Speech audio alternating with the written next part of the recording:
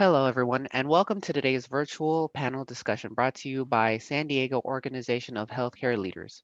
My name is Ricardo Rivera, and I'm your session host representing the National Office of the American College of Healthcare Executives. Before we get started, I'd like to go over a few items to help you navigate the program in our virtual environment.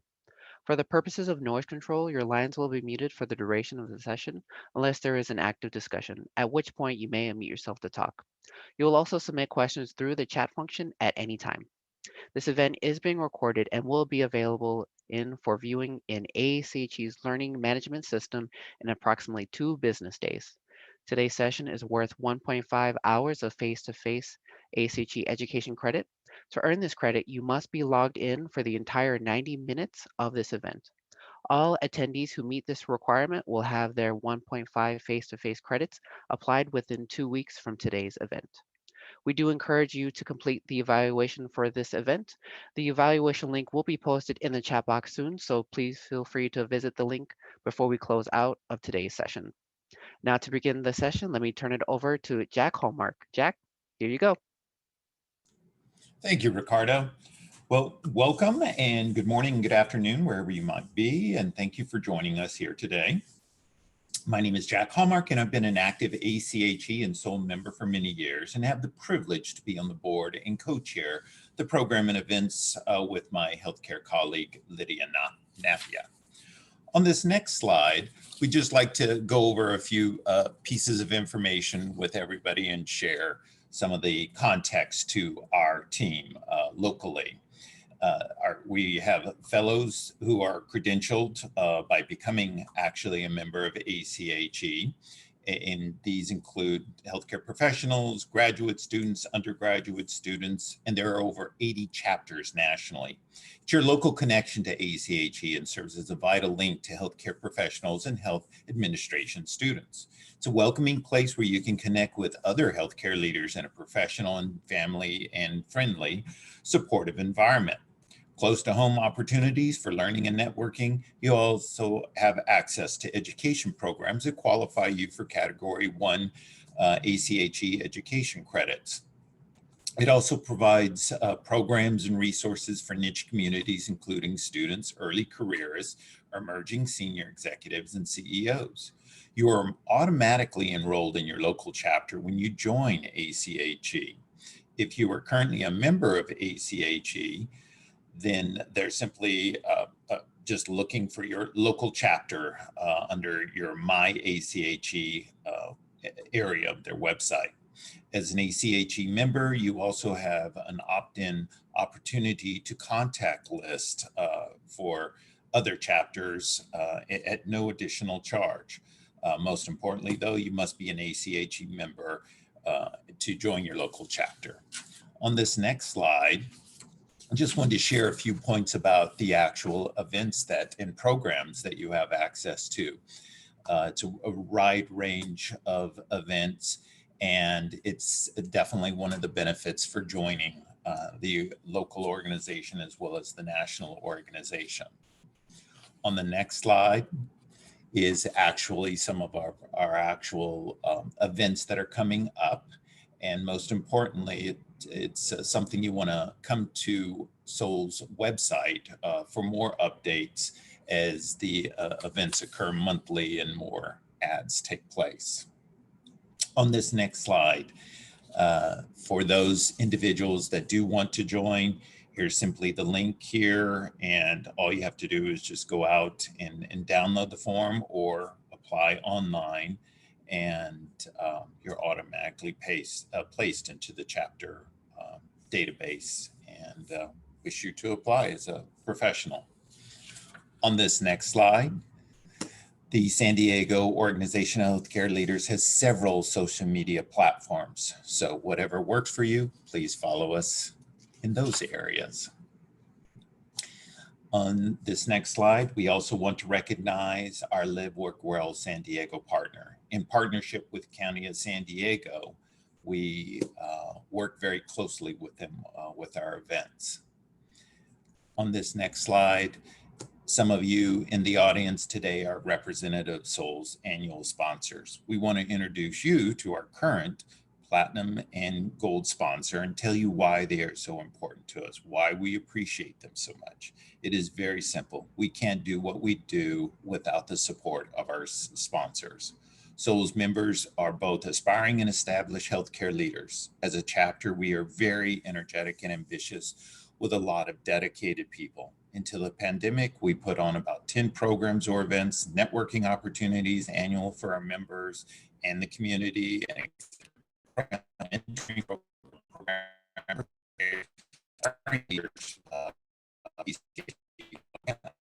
all of that is with our annual conference virtual this last year, which was extremely creative. And if you're a member, you might have noticed it in the actual magazine that came out with an article written about us. What you mean, sponsors support help us truly do what we do. So on behalf of SOL, thank you for your generosity. And I'd like to go over.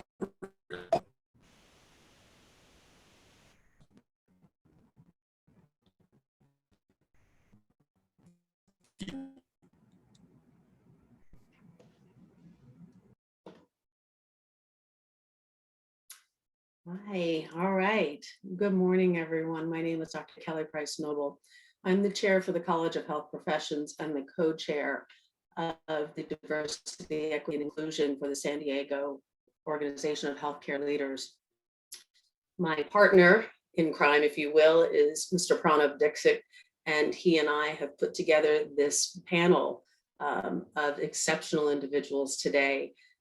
Nathan Aish, who, see if we can go to the next slide.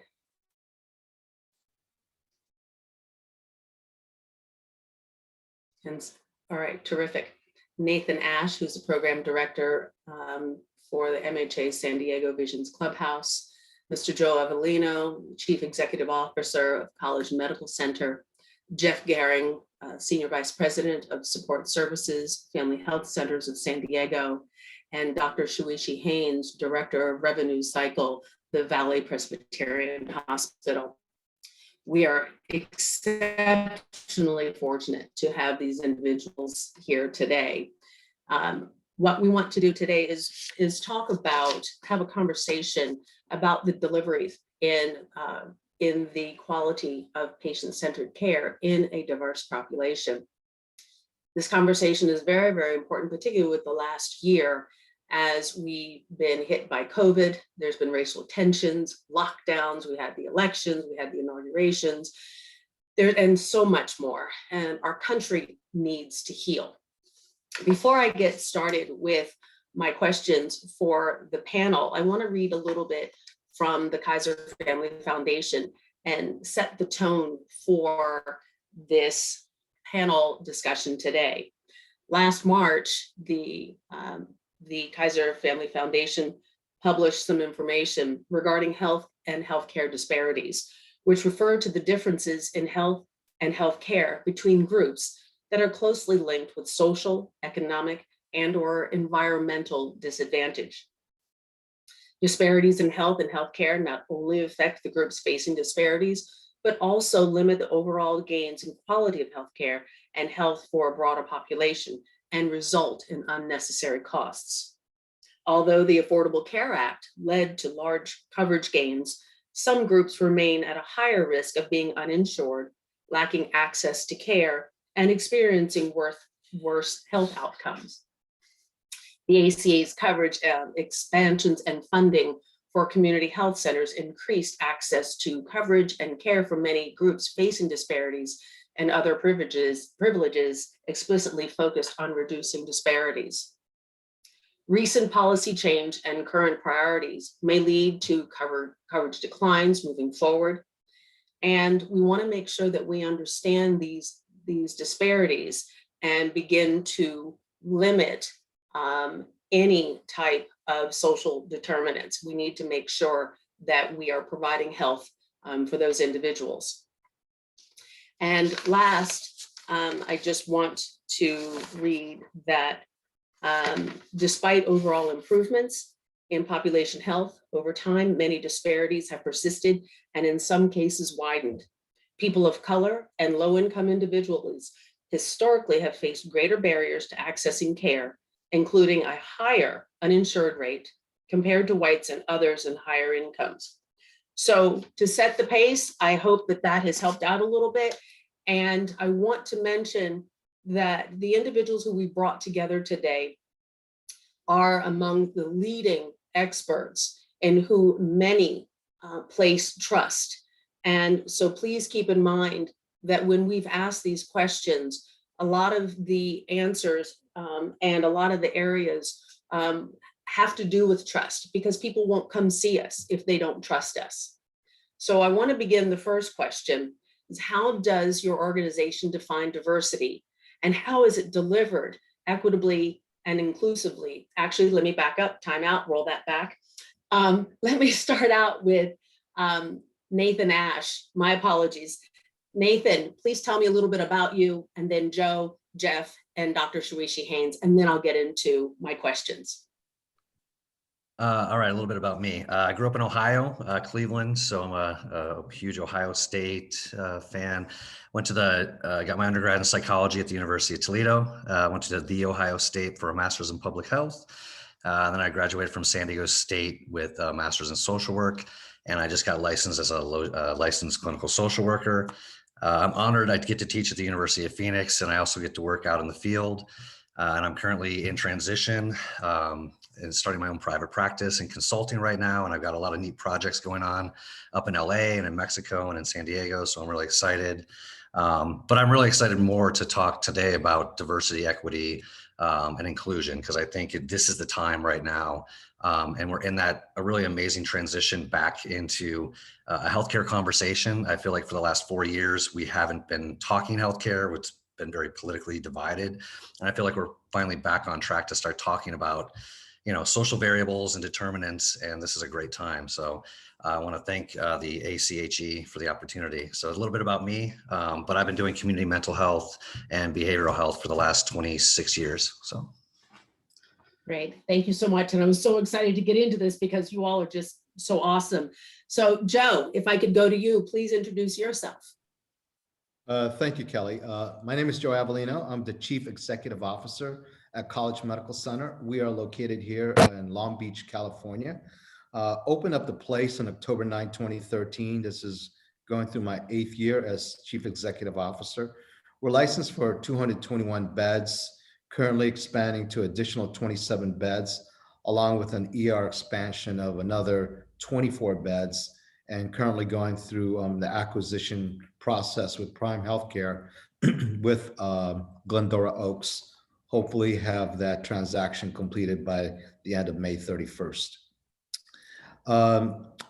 So our College Medical Center, we specialize primarily in, we are a community acute care hospital, but our primary service line is med psych and behavioral health services. A little bit about myself. I grew up in Washington, D.C., went to school at Georgetown University, got my master's at George Washington University. Also a prior military service as a retired lieutenant colonel with the California Army National Guard, and also currently serving as a chair-elect for the Hospital Association Council in Southern California. Thank you, Kelly. Great, thank you. Jeff, please. Hi, good morning. Jeff Gering, with Senior Vice President of Family Health Centers of San Diego. I grew up in the Midwest and middle income type of environment in St. Louis. I went to school at Indiana University and then grad school at St. Louis University for a master's in health administration. Have lived around a lot of different places. I remember after undergraduate school working for a bank in Detroit, Michigan, which I was the only white and only male in the branch. So I really felt had some exposure to be in a community where I truly was a minority, and enjoyed that immensely. But I was with the VA for 25 years in Ann Arbor, Michigan, and Washington, D.C., and 2 facilities in Chicago, and then Ohio, in Southern Ohio, rural Ohio, and Chillicothe, Ohio, and moved here to become the CEO director of the VA healthcare system in San Diego. and left the VA healthcare system about 5 years ago, came to Family Health Centers, and Family Health Centers is the 10th largest federally qualified community clinic in the country. We see about 200,000 individuals a year, all in San Diego County. And under me, I have a number of different programs, including mental health and substance abuse, homelessness, HIV services, physical rehab services, lab, medical records, and care coordination, call center. So just a lot of operational, so very much involved with population health and trying to reach out to the underserved populations in San Diego County. So that's a quick overview. Thank you. Thank you, Jeff, very much. Dr. Shawishi Haynes.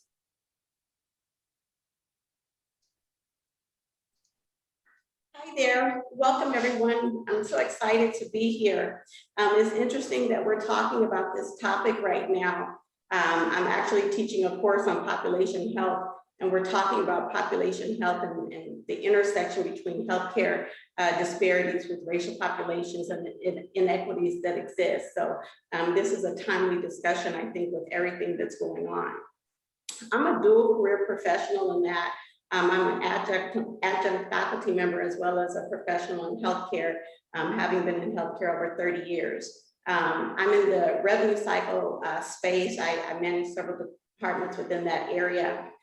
So we have the ability to work with families and patients related to some of their financial challenges and questions that they have as it relates to the care that they would like to receive and the care that they do receive. I work for Valley Presbyterian Hospital, who is in a socioeconomic geographic area.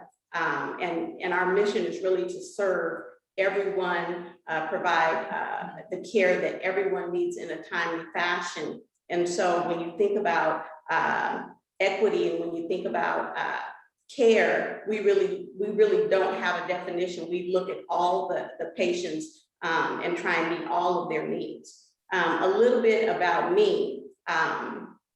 I have a master's and a bachelor's in healthcare administration from California State University, Northridge. I grew up in South Central Los Angeles, and then I moved to the San Fernando Valley when I went to college. And there I met my husband, and I've been there ever since. I have a doctorate from USC, or the University of Southern California, in education for organizational leadership and change. And I'm very passionate about leadership within organizations, because I think it's us that make all of the appropriate moves take place within organizations. And when you don't have the right leaders in the right places, you don't seem to drive the bus, so to speak, if you think about Jim Collins, in the right direction. In terms of just a little bit personally, I have 3 wonderful children, adult children, and I have 3 wonderful granddaughters and 4 dogs. So that's me in a nutshell. Great, thank you very, very much. All right, so now what I'd like to do is kind of do a baseball throw, if I could. I want to ask a series of questions and really to no individual person, but please do answer so that we get the idea how each one of your organizations is handling specific things. So let's go with the first question. How does your organization define diversity, and how is it delivered equitably and inclusively within the guise of quality patient-centered care?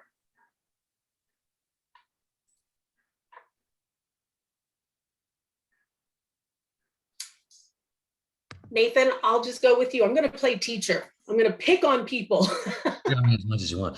The organization I'm in transition. But I'm going to talk about Mental Health America, because I'm still an ally, and my mentor for years is the CEO. So, but what we really, when we talk about diversity, and talking about Jeff when he was, in Michigan.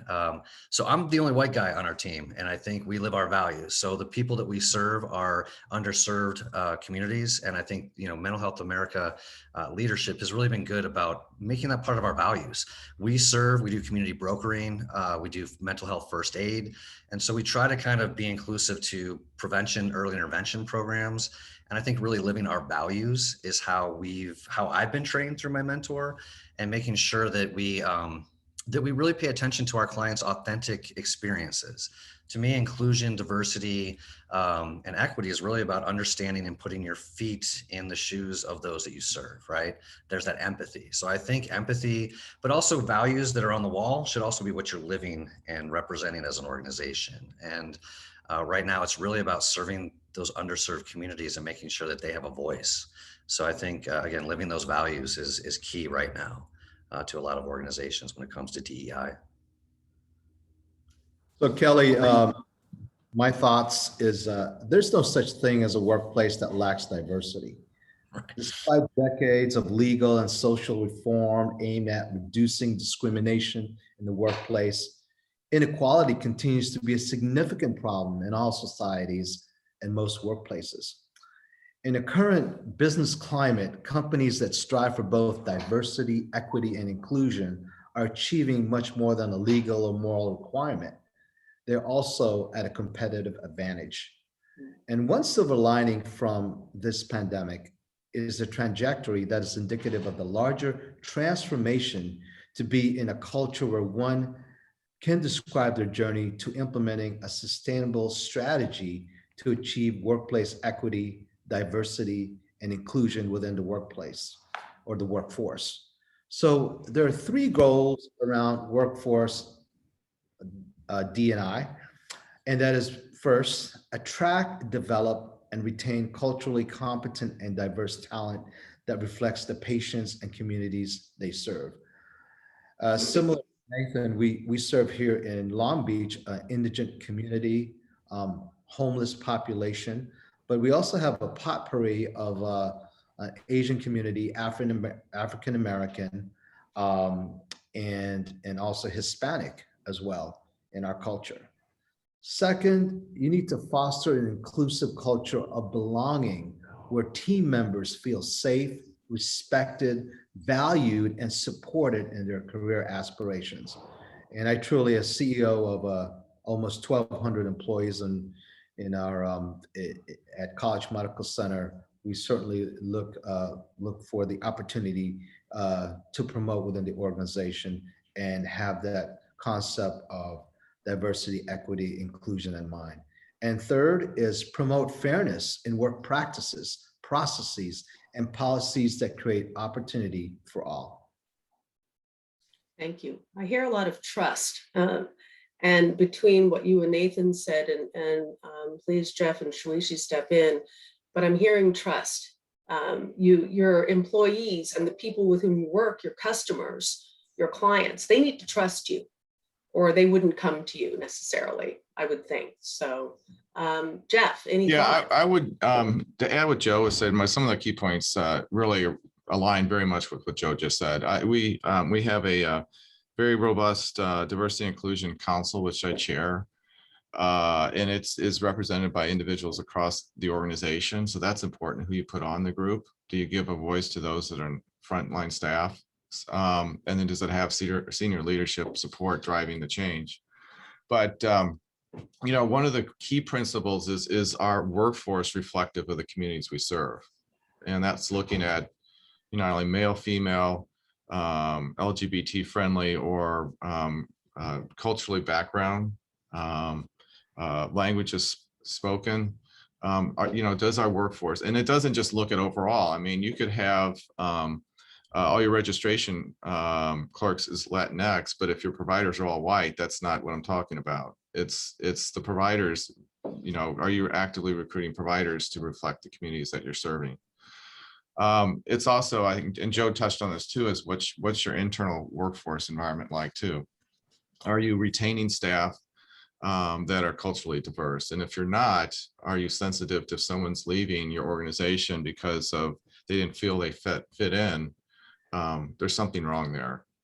And are you looking at that and be proactive instead of waiting till employees leave to address issues where you have employees that maybe don't feel welcome? That's a problem. And are you using data? I think data is extremely important when we talk about population health, to look at disparities in healthcare And within the patients you're serving, are there disparities in access or quality of care and quality outcomes? And do they vary by demographic group or cultural background? And then what strategies are you deploying to reduce those disparities? So those are some of the key things I think when you look at diversity, inclusion, equity that really are important for an healthcare organization. Thank you very much. Kelly, I would just add to that. I think that Jeff and Joe mentioned this, but at Valley Presbyterian, our mission is really centered on trying to start that process of creating the relationship with our patients. Our mission is to make sure every patient receives high quality care and knows they are valued. And so trust and transparency, compassion, and collaboration really guide our mission. We have that mission statement written in multiple places within the organization, but we also have it in our dining room where prior to the pandemic, that's where, you know, most of your patients, families and so forth, sat down and kind of talked with each other. And we have it very big there to really demonstrate these are our values, this is our mission. And if you don't see that around, please let us know.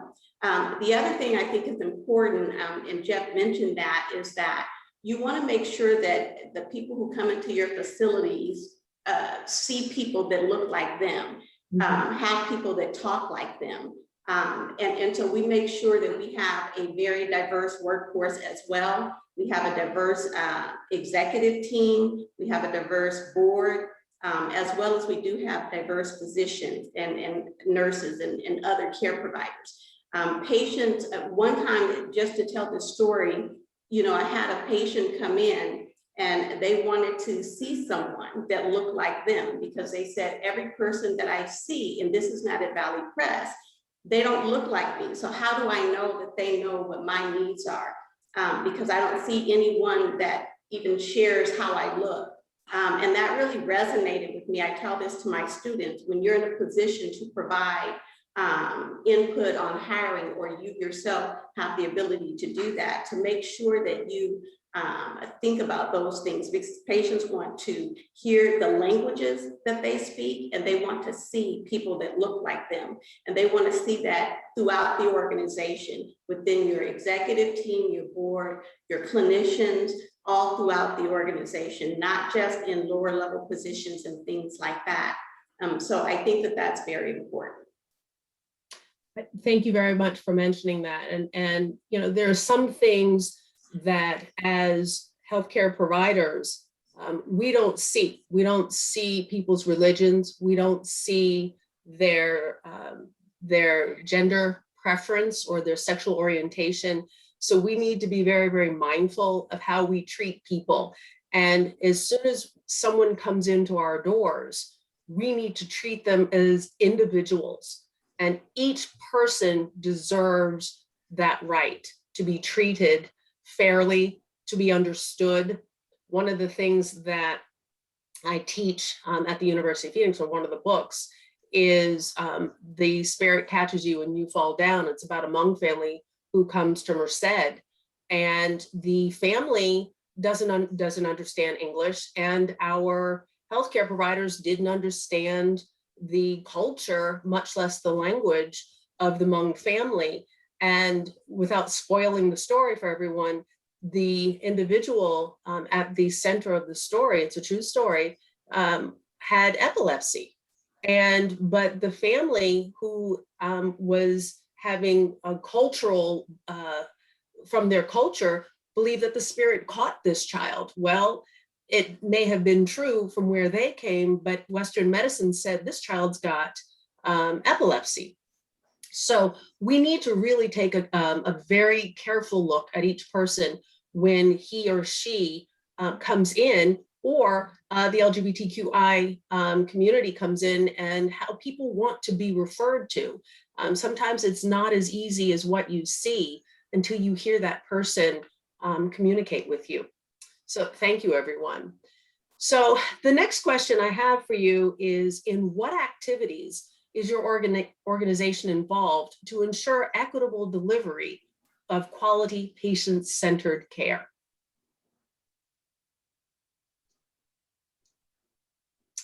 Joe?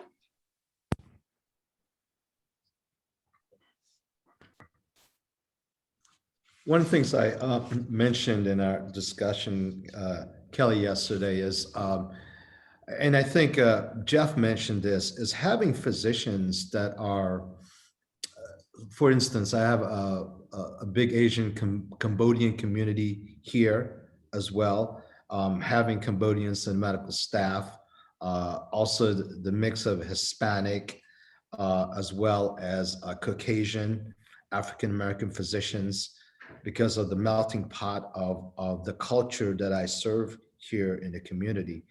And also the fact that would be the behavioral health population and the homelessness and being cognizant of that, providing a resource.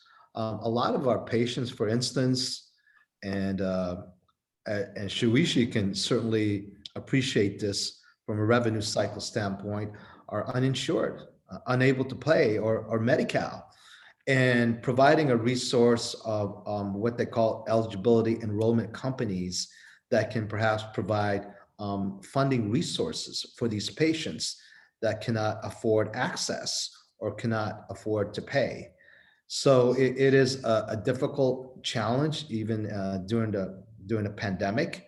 And so you face these challenges of patients where, and also Jeff touched on this as well, the gender issue with patients who are transgender, and we deal with that, and making sure that we provide private rooms for these patients, and also educating our staff on how to address them, because I've certainly had allegations and lawsuits regarding the whole transgender component. So certainly there's a lot to learn, still learning, but I think the fact that, as I commented in my entrance comment, is just put it in the forefront as part of your strategic planning. I know it is one of the top 5 as a member of the Hospital Association of Southern California that wasn't even on the radar screen 2 years ago. So it's really refreshing to know that diversity, equity, and inclusion is becoming, and just the awareness component is becoming quite prevalent in our community. Great. Thank you. So for the last year, the big public health crisis has obviously been the pandemic. And so I'm going to really just highlight really equitable outreach, engagement, and care for during a pandemic. And one of the things that has occurred, we all know that the first group was 75 and older, but to schedule an appointment, you had to go online and book an appointment, compete against a number of other people.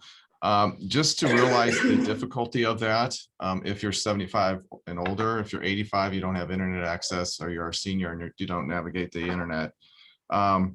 So I do worry about our seniors that have been overlooked because the systems we set up to get appointments weren't conducive to their situation.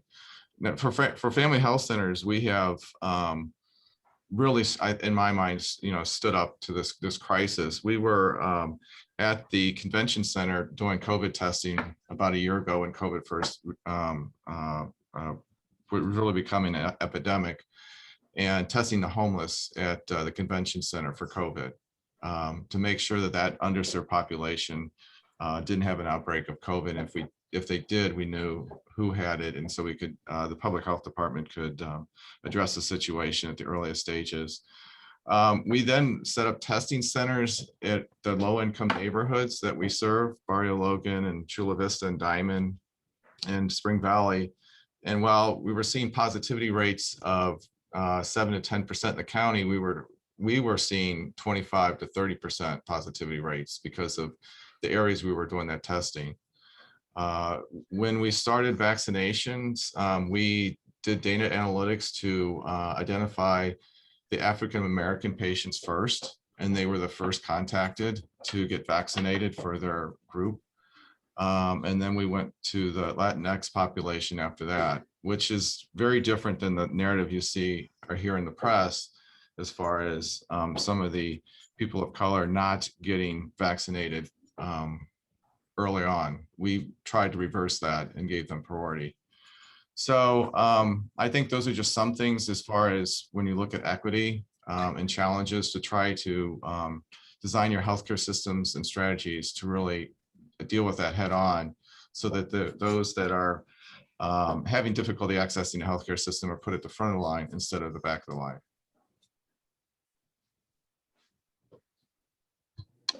One of the things that you mentioned yesterday about the homeless in our pre-conversation is that while those of us are able to schedule, we can get our first shot and we can get our second shot.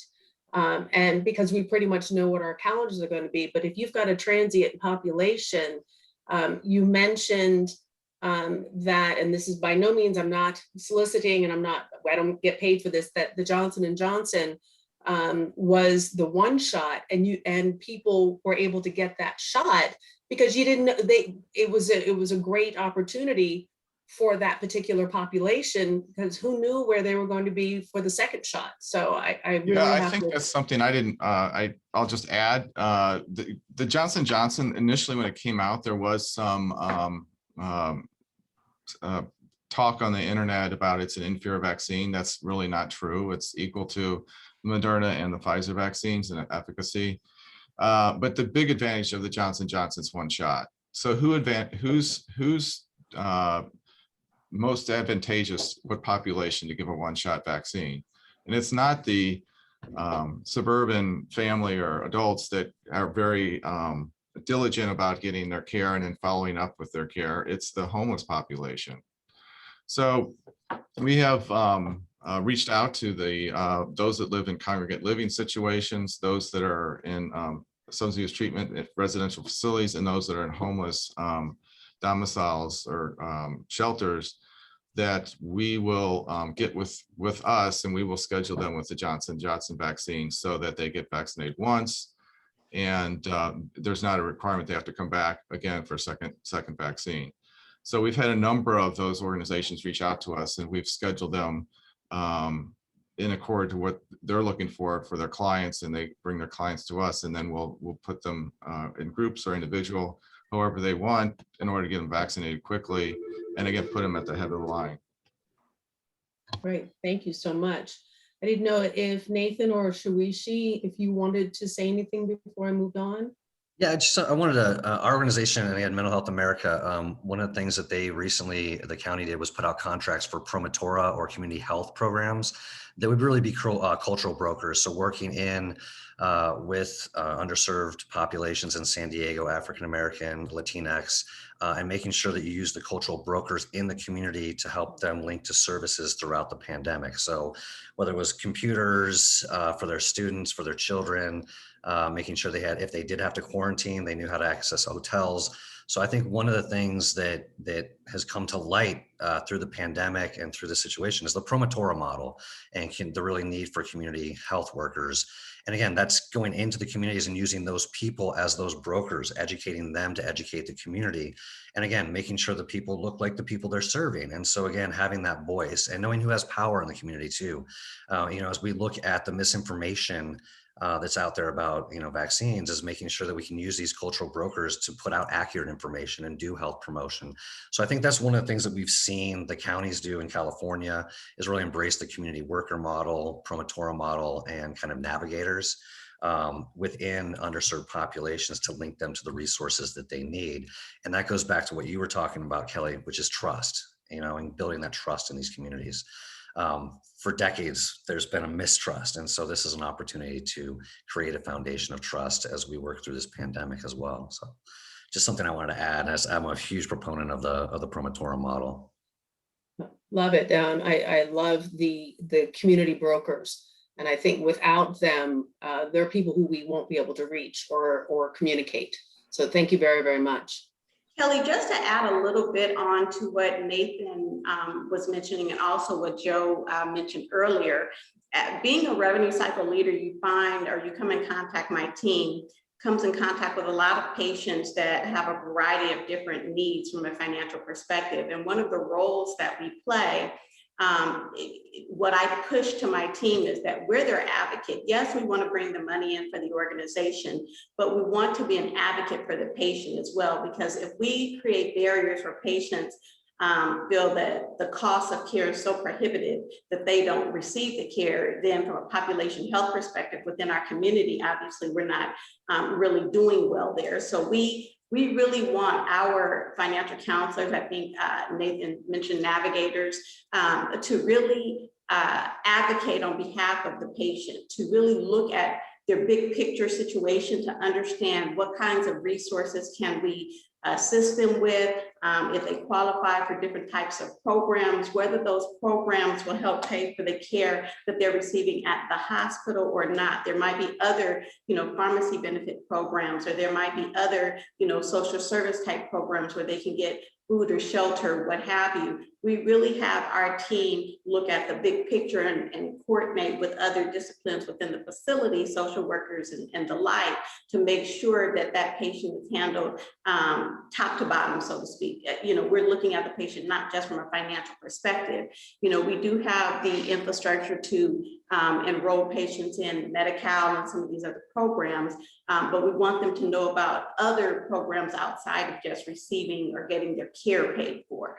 And so I think that the point that Joe mentioned about the revenue cycle role in this is critical, because sometimes, of course, the finance folks are not thought of as very empathetic when they're engaged with patients, because it's the push to get the dollars in the door, balancing meeting your financial targets, your revenue targets, but also to ensure that the patient's experience is a positive one, which is, I think, one of the reasons why the government is doing a lot in terms of price transparency and those types of things, is to really make it an easy process to the extent possible for patients. Everyone, I think, within the institutions have a role to play in understanding what their role is, to ensure that the patient experience is a good one, and to ensure that they receive equitable care. Everyone, every touch point, so to speak, can make sure that that happens, and to the extent that it doesn't, turn it around. And so I think from a leadership perspective, that's kind of the messaging that I do with my team. And I know that our leaders within our organization, everyone has the opportunity to make sure that the patient's experience, the whole experience, is a good one. No, thank you very, very much. And you've actually set us up well for the next question. And I want to talk about cost as it is related to the cause and effect, if you will, to the delivery of appropriate patient-centered care. Do you, the panel, find that cost is one of the barriers that leads to ineffective delivery of appropriate patient-centered care? Kelly, I can speak to that from an acute care standpoint. So patients that come to my emergency department, I approximately have about 1,500 encounters a month. And part of that is just education. For some of these behavioral health patients, again, majority of my behavioral health patients are homeless, are sometimes just looking for a food and shelter. And just educating them that, look, there's a crisis stabilization unit or urgent care center that specializes in behavioral health down the street, and letting them know that there's a resource, and that the hospital is really for the more acute care behavioral patients that need to be on hold. The other thing too is just finding these behavioral health patients are also placement challenges, and making sure that you have the right partners in the community, because obviously the length of stay, and particularly with if your contracts is more on the DRG rather than per diem, it's a challenge. And making sure that you have the right partners in managing the length of stay. You have the contracts where you pay for administrative days, for finding placement for behavioral health patients is just as important as well. And I alluded to the fact earlier, and Shawishi commented as well, that making sure that you have a eligibility enrollment company that finds funding solutions for these patients as well. Thank you. So we know that cost of care is a significant barrier to care with those that are uninsured or those that may have underinsured, where they have huge copays. They delay getting care they need. It's something that we're purposefully looking at constantly, and then also pursuing grants to help fund initiatives that fund enrollment specialists and fund outreach specialists from various underserved populations to get them the care they need. So we were recently awarded the contract for refugee health for San Diego County. A big part of that is engaging refugees coming into the country from the first time into healthcare services. And so that is a big component of that initiative. We have, we're a Covered California enrollment, one of this primary Covered California enrollment groups in San Diego County. And we have outreach workers for homeless, healthcare for the homeless that actually work with the homeless. And a big part of that is getting enrolled in Medi-Cal and then getting them into medical and mental health care. So these are just various initiatives that are funded through grants that we have tried to fill out the gaps where we see in the healthcare system to overcome the cost of care issue that we see constantly from all these underserved populations. Great, thank you very much. And so, Kelly, I would just add to what I've said earlier as it relates to cost of care and barriers that folks may experience as a result. One of the key things, we've not really talked about health literacy, but part of health literacy is also understanding the costs associated with the care that you need and that you receive, and really working to build that capacity, so to speak, to the patients that you serve, so that they know how to address those types of cost issues, and then also having advocates, as I mentioned before, to help educate them on that. What we have found is that there are patients who would come into your emergency room, and we know that if they don't receive care prior to their MSC and so forth being done, that's an EMTALA violation, but people are so concerned about, well, how much is this visit going to cost me? To make sure that you have infrastructure within your organizations in place to work with those patients and really get them to receive the care in spite of what it might cost, and not do it so that you don't have an EMTALA violation, but to do it so that the patient that's approaching your doors receive the care that they receive. What we find from a revenue cycle perspective is out-of-pocket cost share at the point of service. And so really having structures and processes in place to the extent possible for any type of planned visits or encounters to really do that outreach, not wait on the patient to call you, but to reach out to the patient to go over those types of things so that when they come into the facility to receive their services, those types of questions have already been addressed. They don't have to deal with that, especially for the moms that are coming in to have their babies. You don't really want to have to talk about this is going to cost you this amount of money while the mom is trying to breastfeed. Those are the kind of things that you want to put structures and processes in place to address. And then also we have, and most nonprofit facilities have some sort of charity care program, so that you can, try and help those patients that meet those criteria for charity care, so that they again receive the services that they need, irrespective of the cost that's involved. I think all healthcare organizations, I think our industry as a whole has to battle that seesaw, right? Of making sure that we bring revenue into the doors to keep the lights on and so on, but also to provide the care and service that patients who may not have the financial resources or the coverage as well, because that's the impact of population health within the community. In aggregate, it will impact larger populations. And so doing more advocating at the policy level to make deductibles, co-insurances, co-pays, and things reasonable.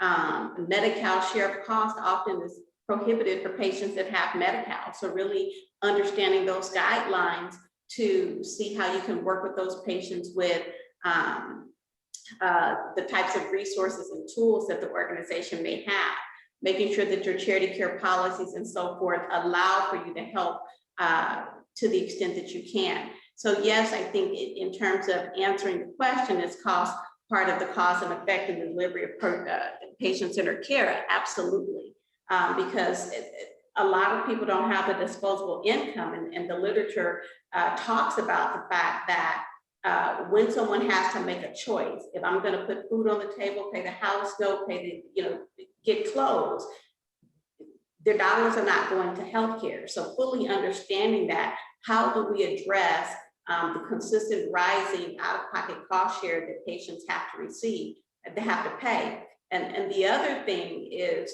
our seniors. Our seniors have some of the highest point of service out of pocket, and they have fixed incomes, and so there's a problem there. And how do we really work and advocate on behalf at the highest levels to address that? A lot. Thank you so very, very much. That's definitely what we need to hear. Nathan, any thoughts with the population you serve? I think, again, when we look at cost, I mean, we are number one in the world for spending money on healthcare, in America. And I think we don't get a return on investment, right? And so I think that's really one of the things that we have to talk about was cost, is more equity, right? And I think when we talk about grants, like Jeff was talking about, one of the things that we do is we try to supplement it. So we're not just doing therapy and we have a therapist with the family or with the client, but we also have family support partners, peer support networks, utilizing people that have that same lived authentic experience to help them navigate and link to resources. Because I think we have to look at service delivery and mental health a lot differently, especially as we come out of this pandemic, and almost like a triage, where we have our immediate, kind of our secondary and our tertiary, but we don't really have an infrastructure of mental health like that. We kind of have outpatient. So I think like Jeff is right. I think we can take the system we have, but also we're going to have to complement it with grants to fill some of those unique service needs, those navigators, those family support partners. Because by bringing in people that are like and have those lived experiences, we reduce cost. You have someone that has a shared experience. If I'm a veteran, I want to talk to a veteran that has that experience. I'm more likely to say, well, what did you use? What services have you, right? It opens up that dialogue. It increases their self-efficacy to, accept services. So I think that's something that we have to look at, is how do we change or modify the mental health system with the grants and the system we have, and continue for policy advocacy for these things to be part of our community system. Because again, we see a lot of recidivism. We see whether it's pipeline to prison or homelessness, et cetera, because we don't really have that infrastructure. And I think we spend a lot of cost, right? But we have to really look at the infrastructure for mental health. And I think coming out of this pandemic, and some of the innovation money that's coming out and infrastructure, we have some opportunities to actually create a mental health system that's supportive of our communities and inclusive, right? Because of the stigma attached to mental health, homelessness, et cetera. So. Yeah, thank you very, very much. And I will add, thank you, Shawishi, very, very much for putting in that the health care GDP is expected to exceed 21% in the next several years. That's outstanding. And how are people going to be able to meet that? It's incredible. And as many of us were home with our families this past year, there are many things that have happened to our families. We're not, having our kids roll around in the dirt, which helps to build immunity. And as you were mentioning earlier offline about having to take your granddaughter to the pediatrician, that a lot of pediatricians are seeing that children are getting heavier because of the inactivity. So I think that some of this cause and effect with the cost of healthcare is going up. And if we're not providing the proper education, the literacy, the literal education, we're going to see a lot of change, and not necessarily for the better, as mental health is, as Nathan has mentioned, and just some of the indigenous populations with which we are serving. So Thank you very much for putting that in the chat. So my next question is, what role does empathy play in diversity, equity, and inclusion work? And what best practices can you share or suggest with SOUL and ACHE to its members and community?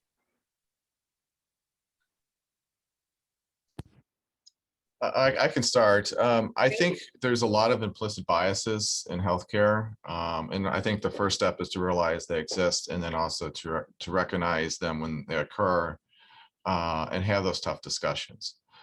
So, examples are, for instance, we're a major provider of transgender services. So if the registration clerk is asking male, female, when they register a patient, that's not empathetic. And then when the patient says, I was born male but identifies female, having a system, an IT system that allows that to be recorded, and then having what's your preferred gender print out on their documentation, as opposed to the gender that they were born with that they no longer identify with. But, it's interesting, I mentioned transgender, but also we see a lot of Chaldean patients in East County and El Cajon. So having that same discussion with that population is culturally insensitive. So you can't have a blanket approach across your healthcare system if you're a large healthcare system, because by accommodating or trying to be empathetic to one group, you may offend other groups, and just honoring that exists. So I think that leads towards just the recognition of that. It's also staff training, particularly if you have special populations. We've brought in individuals that are experts in the field to train our staff on transgender care, for instance. Our diversity inclusion council does do something called cultural insights, that their different cultures have to be insightful to, and how do you approach them? What's the role of the family in the care? And some that are unfortunately male dominated cultures, the husband has a big role, and you have to work through that and not against that, and then work to get so how do you screen for domestic violence? We're dealing with that right now with a male dominated culture. So there's so much there to build up empathy, but you have to have, again, sensitivity, recognition, and education are all key to that. Thank you very much. When I worked with the Urban League many years ago, one of the communities with whom I dealt was the East African immigrant and population, and that is a very, very male-dominated population. And so it was challenging sometimes to see some of the female patients because we couldn't mention the word sex, or we couldn't talk about certain things with both man and woman in the room. So we had to be very, very sensitive about how we handled healthcare and how we approached any type of training. So thank you very much for bringing that up. Anyone else, please? Yeah, I'd like to jump in. So there was an article on Forbes magazine a few years ago that talked about empathy really being at the forefront of inclusion and profitability, which I thought was interesting. But it really talked about, for an agency to be empathetic, it means it has to have a core of emotion. It has to be founded on emotional intelligence, and that means understanding your clients. And I think, again, Jeff, Kelly, when you guys are talking about different, whether it's refugee populations, migrant, et cetera, there's so many different nuances. I live in Mexico, and I can tell you that seeing the migrants come, they're from different, from Guatemala, they're from different communities. And so again, they're not, we as Americans, we clump them in these big groups, but they're not, they're very diverse, right? And I think that's key, is to understanding, to be empathetic is to really understand the myriad of people that you're serving, and making sure that you try to treatment match as best as possible. As far as best practices, one of the things that I've been preaching for the last year and a half is cultural humility, to get away from cultural competency and to start teaching and really putting in our contracts cultural humility. And what the difference is being a lifelong learner. If I go to a training, I am not competent in that population that I went to. I have an understanding. And so I think one of the best practices, or as we work towards diversity, equity, and inclusion, is really talking about cultural humility. And that's, again, being a lifelong learner. I am not an expert of someone else's culture, but I can be a learner, and I can have that humility to understand and let them be the guide for me. And I think the other thing that I just want to add is recently with my team, I had a really cool team. And what we did is we did Annalisa Aish Singh's Racial Healing Handbook every week in our staff meeting. And we explored privilege. I was the only white member of the group, white male, and I learned a lot about the bias that I grew up with that I was not aware of. And it helped me really understand a lot of bias that exists within me, and then also in my decision making and things like that. That we always say I'm not a racist, right? But then when you go through these racial healing books, you start to realize that there are biases that are innate in, or that have been trained in you, right? Or that you've learned growing up. It's not who you are, but if you acknowledge them and understand that privilege, it helps you change your mindset, right? But it really brought my team together, and it made me understand what an ally is, but also understanding that sometimes it's best in our culture is to really, let's explore those cultures, the best of all cultures, and bring a tapestry together in an organization so that we can really promote all the uniqueness, right?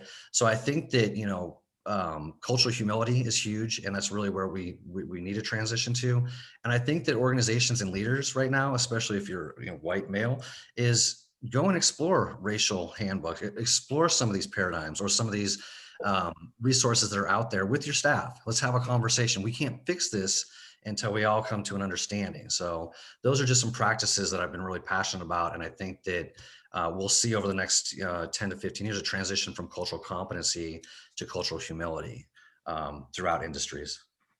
Nathan, will you share the name of the book one more time? You sent it to me, or the workbook, and it was fabulous. And I truly liked the your verbiage of just cultural humility. And we do need to become humble.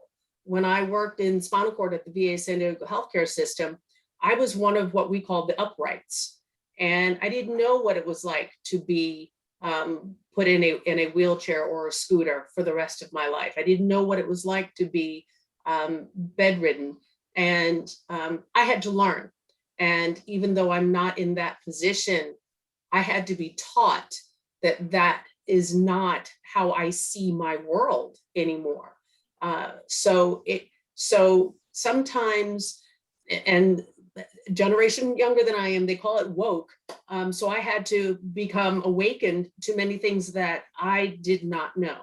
And for many of my patients, I'm ever grateful. So thank you very, very much for talking about and raising the information about the handbook. Thank you. Anyone else? Yeah, Kelly, so often people don't think that empathy is like a discussion that comes up when you're talking with patients about finances in the revenue cycle space, but really it's a really important area. And I really like what Nathan mentioned about humility as well. Because sometimes when you have never experienced something, you don't really know how to engage in a really good discussion about it to really help to meet the patient where they are. So one of the things that I focus on with my team, and we focus on with the rest of our team, is education is critical. Educating the patient, educating the staff, and kind of self-reflecting. And I think that's what you were mentioning a little bit. I think we all need to kind of reflect, before, during, and after conversations and situations to understand, how we could do it better to the extent that perhaps we didn't do it well. But one of the things that we try and educate the patients on, because they're flustered and frustrated, and there's just an overall lack of understanding, is about their health plan benefits. And sometimes you have situations where employees figure, I'm the acute care facility, I'm not the health plan, I shouldn't, have to spend time explaining this to you. And that's not the message that we want to send out. You may not be the health plan, but this is kind of what you do every day. So you do have a sense of understanding that we can impart our knowledge to the patient regarding how to help navigate their health plan. And then for the patient, for the staff, it's important for them to recognize if there are some shortcomings as it relates to their empathy or humility as they're engaging with patients. Because when you do things every single day, all day, sometimes it just becomes routine and you forget the patient is at the center of your universe, even when you're talking about their concerns about their bill or something like that. And so we do quarterly educations, we do monthly rounding, just to make sure that we're practicing a certain topics, or not necessarily certain topics, but that we're engaging with patients in a particular way. At Valley Presbyterian, we use the AIDED protocol by the Studer Group to really help connect with the patient.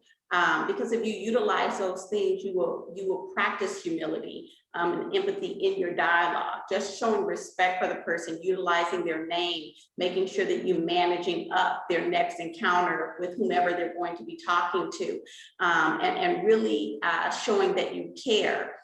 Because that's all we talked about, I think, earlier in the hour, building trust. How you engage with the patient helps to build that trust.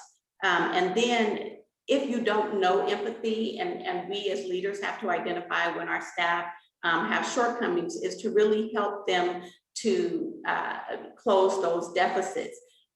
With the ACA and some of the other changes with reimbursement, it's really tied towards patient experience with value-based healthcare and those types of things.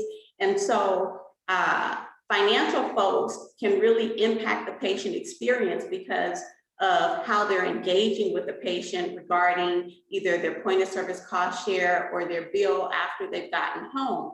And so really teaching them how to have those conversations in the appropriate way, showing the appropriate amount of empathy and humility, I think, to Nathan's point, is critical, because nothing gets people more unnerved than getting a bill that they don't feel that they shouldn't have gotten, or that doesn't align with what they expected from the outcome of their care and those types of things. So again, the three things I think from a revenue cycle space is educating the patients about their financial situation and how you can help them with their health plan, navigate that, educating the staff about the importance of it in their dialogue and their interactions with the patient, and then of course, reflecting and assessing to ensure that where there's gaps, there's a process to close them, to teach those skill sets. Okay, thank you. All right.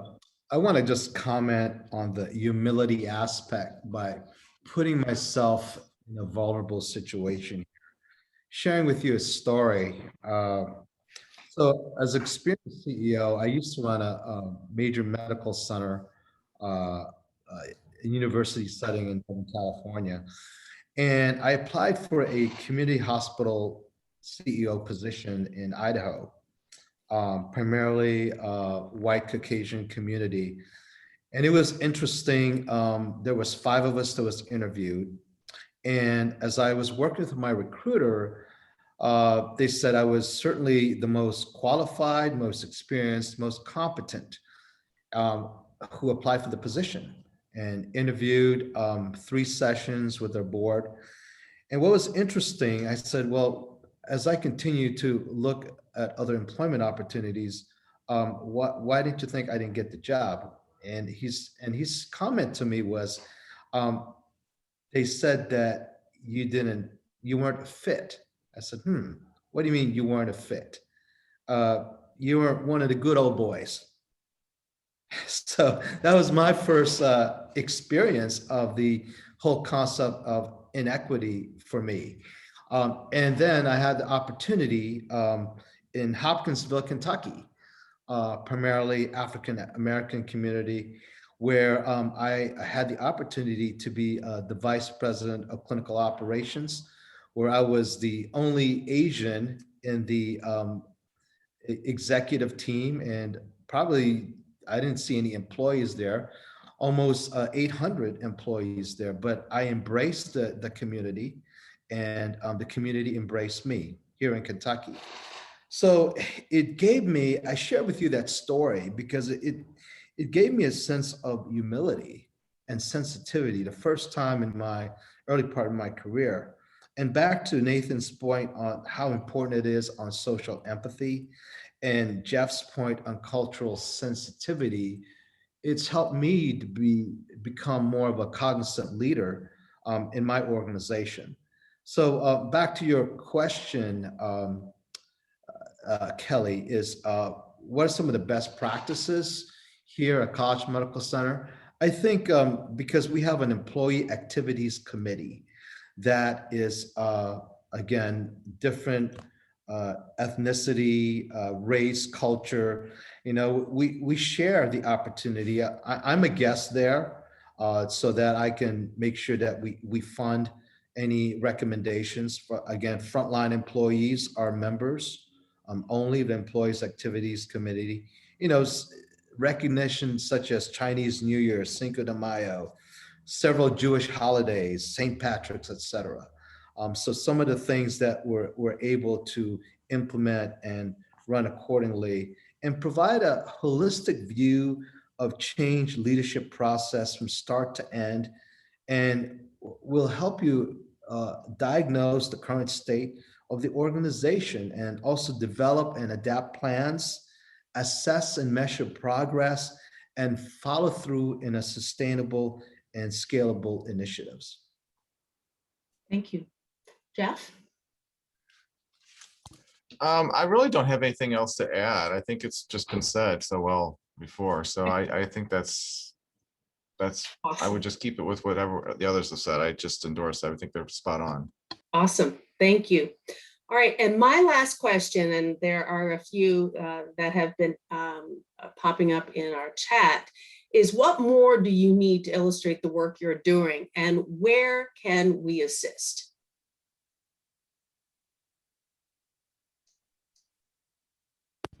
I think there's a lot of regardless of what county you're in California, there's a lot of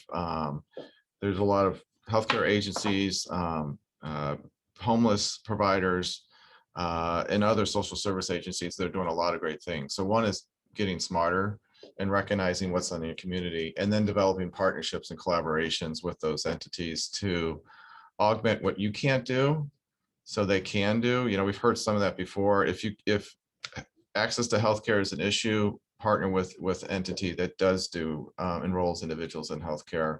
If it's something that's beyond your scope or mission, you can't do. If homelessness is an issue, find out who the homeless providers are in the community and develop collaborations and partnerships with them. I think that's one, and that would help round out your organization to better serve those that are disadvantaged and bring up the healthcare outcomes for all, regardless of ability to pay or regardless of demographic background.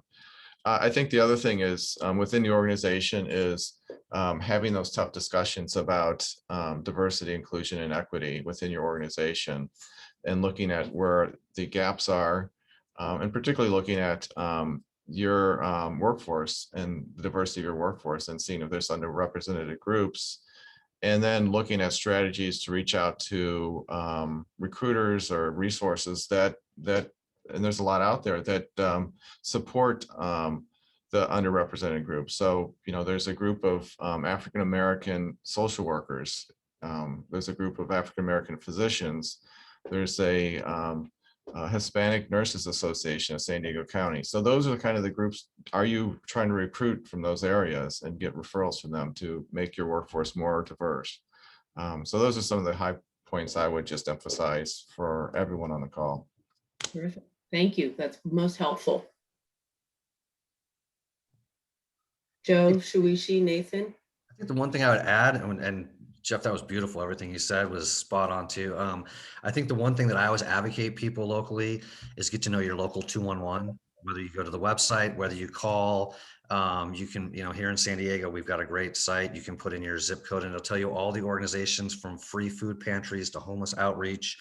But again, the more that we put, good people and we lead them, the better the data becomes. But I think people are always like, how do I get involved? And I always say, call 211 first and find out what's locally around you. And again, throughout California, we have 211s, but those are ways to link people up to Medi-Cal.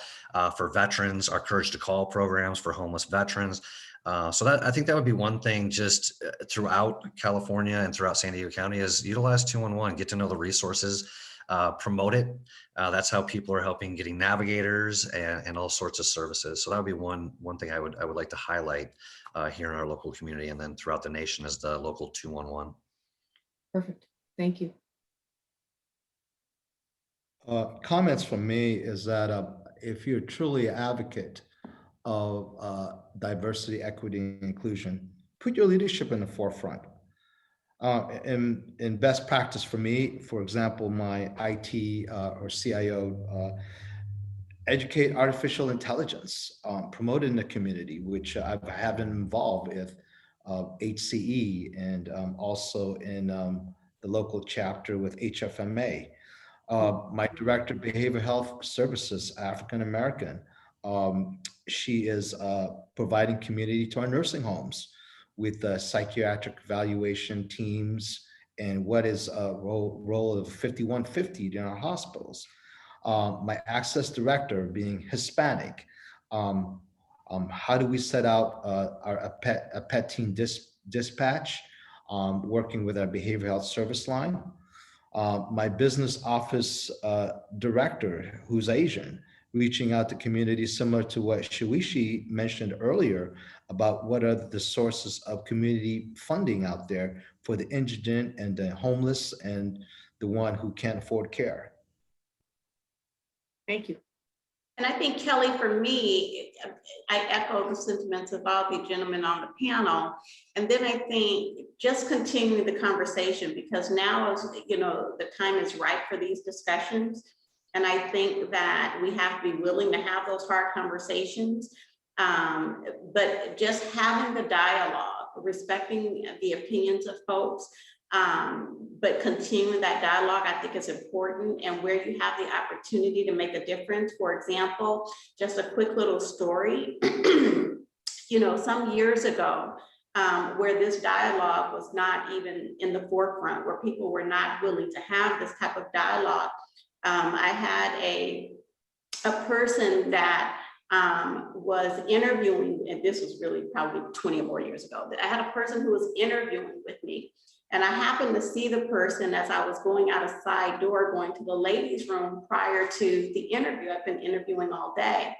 And I noticed that the lady was striking. She was beautiful, but she had, you know, ear piercing, I mean, piercings just everywhere. And I thought, oh, but, you know, I just noticed her because she was just really a pretty lady. And then, you know, 10 or 15 minutes later, my assistant, you know, brings the person to my office, and this person made a complete 360, no piercings and all of that. And I thought, you know, back then, you know, that was probably the thing to do because, you know, we weren't as acceptable of tattoos and piercings and things like that. But now, I think anything that doesn't really interfere with infection control practices and so forth, you know, that allows people to express themselves are okay.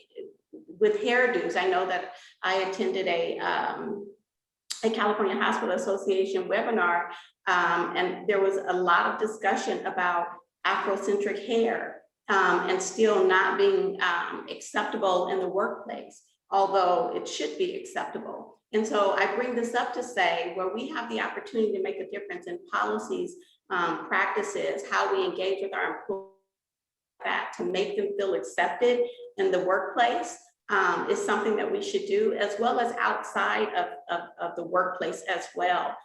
Society, I think, has done a good job in being more tolerant of differences and being more understanding. And I think organizational policies need to catch up. So to speak. So where you have the opportunity to do those types of things, you should. So with this young lady, you know, now she's been with the organization. I hired her. She was a great employee, but we were really cracking down on dress code because folks were not coming to work appropriately dressed. And at that time is when, you know, women had to wear pantyhose and things like that. So that gives you a sense of how long that was. And so we were talking, you know, in the staff meeting, and she says, well, Shawishi, do I have to wear pantyhose? Now she associated with the male gender. And I said, you can wear whatever you're comfortable wearing based on the types of clothes that you are comfortable wearing, just so long as it's professional. But I have to say, when I talk about reflect, I was caught off guard. I didn't know what to say. You know, I'm in the whole room with my entire team, and she says, well, do I have to wear pantyhose? Now she wears suits and ties. I mean, she was one of the best dressed there, to be honest with you. But, you know, when I said that, I probably should have rephrased it so that she wouldn't have had to ask that question, because we totally respected how she dressed.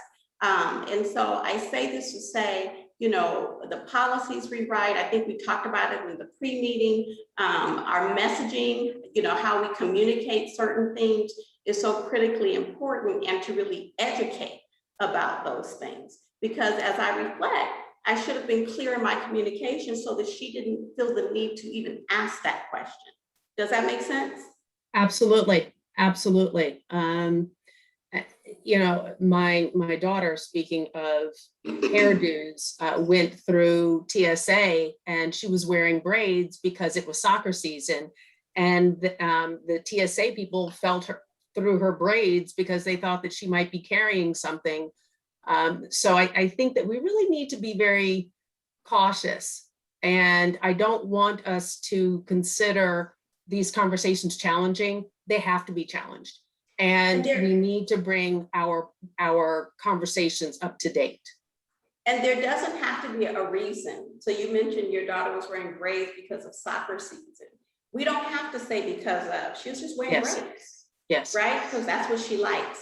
And I think that that's where the conversation still needs to continue, so that everyone feels comfortable in their skin, feels comfortable in doing what they should be able to do in the workplace, and not feel ostracized or misunderstood, and that we need to just consistently educate about learning about diversity and inclusion practices, communications, and things like that. Absolutely. We've got 6 minutes, and I want to do as many questions as I possibly can. So I'm going to toss this out and see who can answer it for me. That the panelists mentioned, actually, Shawishi, I believe this was you, mentioned the mission on the wall and in the building trust. How is this handled via telemedicine? How are the missions and the visions and trust built when we have to communicate with our patients via telemedicine? I saw that in the chat, and I thought, no, that's an excellent question. and I really think it's about, again, how we are communicating, because people can only hear what we say through our voice, and then what they see in these little video boxes or what have you. And so we have to be mindful of our, you know, body language, facial expressions, and things like that, because that tells a story, that tells a message. We all know that you can communicate without, you know, speaking a word. So my thought initially, and I'm sure that others can add to that, but that was my initial thought when I saw that in the chat. That's a great question. And the thing that I would say is, you know, how you engage folks in terms of your communications, your facial expressions, and things like that. Obviously, you can say things, but people really connect with what they see you do in your actions. And so making sure those things are aligned with what you're worded and your verbalized and your posted vision, mission, values, and all of that says. Okay, great, thank you. What types of analytics are performed to evaluate the success or opportunities of potential programs or outreach inclusion efforts? Anybody want to try this one? A big part of it being a community clinic is population health. So it's looking at your different populations and doing the analytics to look at variation among populations. An example is really with COVID vaccinations. one of the things we looked at early on is among our employees that are African American, were there a higher prevalence of refusal to get vaccinated than the non-African American populations. Why? Because if that exists, is probably going to translate to our patients as well. And is there an education opportunity to talk about fear with getting vaccinated with that particular population? We run a lot of different quality metrics. So we do look at them in general, but then we do break them down by age, gender, and then cultural background too. That's very important, again, to see if there are pockets where you've got disparity in health outcomes because of either geographically or age or for cultural backgrounds, and then what strategies can you put in place to address that. So I think that using data analytics is very important when you're looking at population health in general, and then particularly when you're looking at health disparities due to cultural background, it's very important as well. Great, thank you. All right, I'm going to try one more question because we've got about 3 minutes left. Do any of your organizations have plans in place to take advantage of the Cal Ames efforts to roll out in lieu of services reimbursements?